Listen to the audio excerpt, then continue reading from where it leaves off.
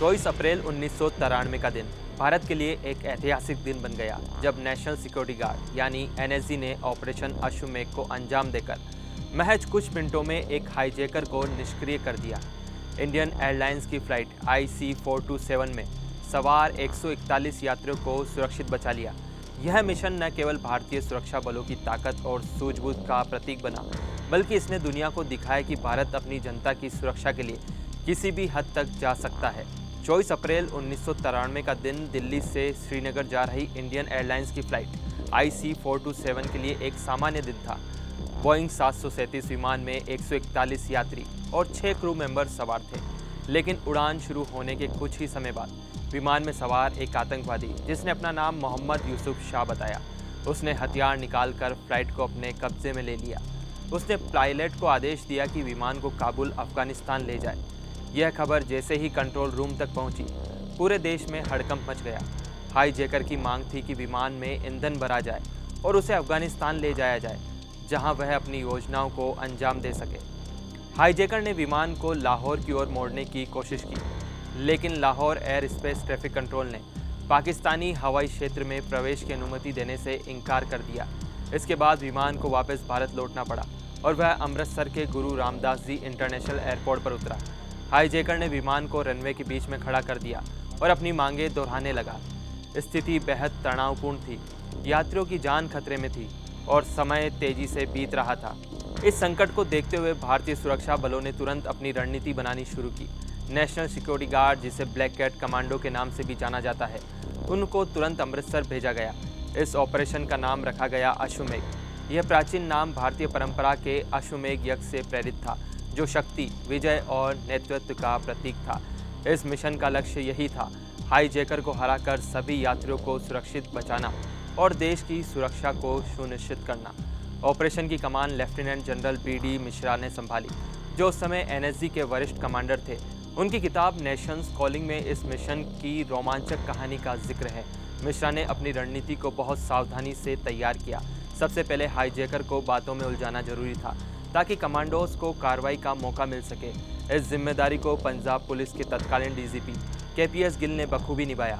गिल ने हाईजैकर के साथ बातचीत शुरू की और उसने अपनी मांगों की चर्चा में व्यस्त रखा। यह एक जोखिम भरा कदम था, लेकिन गिल की सूझबूझ से एनएसजी को वह कीमती समय दिया जिसकी उन्हें जरूरत थी। एनएसजी कमांडो रात के अंधेरे में अमृतसर हवाई अड्डे पर पहुंचे। ऑपरेशन को रात 1 बजे शुरू किया गया। स्थिति को देखते हुए समय बहुत कम था और कोई भी गलती यात्रियों की जान को खतरे में डाल सकती थी। हाईजैकर को इस बात का जरा भी अंदाज़ा नहीं था कि भारत के सबसे प्रशिक्षित कमांडो उनकी हर हरकत पर नज़र रख रहे थे। एनएसजी ने अपनी रणनीति को 2 हिस्सों में बांटा। पहला, हाईजैकर का ध्यान भटकाना और दूसरा, विमान के अंदर घुसकर उसे तुरंत निष्क्रिय करना। KPS गिल ने हाईजैकर के साथ बातचीत को लंबा खींचा। उनकी चतुराई ने हाईजैकर को इतना उलझाए रखा कि उसे कमांडोज की मौजूदगी का पता ही नहीं चला।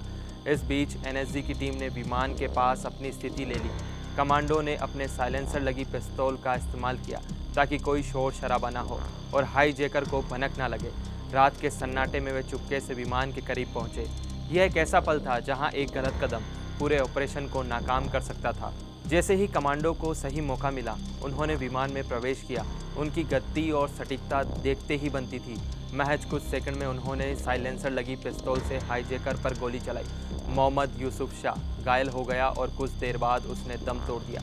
इस पूरी कार्रवाई में सिर्फ 3 मिनट लगे। हाँ, आपने सही पढ़ा, सिर्फ 3 मिनट। इतने कम समय में एनएसजी ने न केवल हाईजैकर को निष्क्रिय किया, बल्कि विमान में सवार 141 यात्रियों और 6 क्रू मेंबर को सुरक्षित बचा लिया। यह एक चमत्कार से कम नहीं था। इस ऑपरेशन की सबसे बड़ी खासियत थी इसकी सटीकता और गति। एनएसजी कमांडो ने बिना किसी यात्री को नुकसान पहुंचाए हाईजैकर को खत्म कर दिया। यह मिशन इतना गोपनीय और तेज था कि हाईजैकर को प्रतिक्रिया देने का मौका ही नहीं मिला। ऑपरेशन की सफलता ने न केवल यात्रियों और उनके परिवारों में खुशी की लहर दौड़ा दी, बल्कि पूरे देश में एनएसजी की प्रशंसा होने लगी। ऑपरेशन अश्वमेघ को भारत के सफल हाईजैक रोधी मिशनों में से एक माना जाता है और इसके कई कारण हैं। पहला, इस मिशन में एक भी यात्री को चोट नहीं पहुंची, जो अपने आप में एक बड़ी उपलब्धि थी। दूसरा, यह ऑपरेशन इतनी तेजी से पूरा हुआ कि हाईजैकर को कोई जवाबी कार्रवाई करने का मौका ही नहीं मिला। तीसरा, एनएसजी और पंजाब पुलिस के बीच तालमेल इतना शानदार था कि पूरी कार्रवाई एकदम सुचारू रूप से चली। केपीएस गिल की बातचीत और एनएसजी की सटीक कार्रवाई ने इस मिशन को एक मिसाल बना दिया। लेफ्टिनेंट जनरल बीडी मिश्रा ने बाद में अपनी किताब में लिखा कि इस ऑपरेशन की सफलता का श्रेय एनएसजी कमांडो के कठिन प्रशिक्षण और उनकी बेजोड़ हिम्मत को जाता है।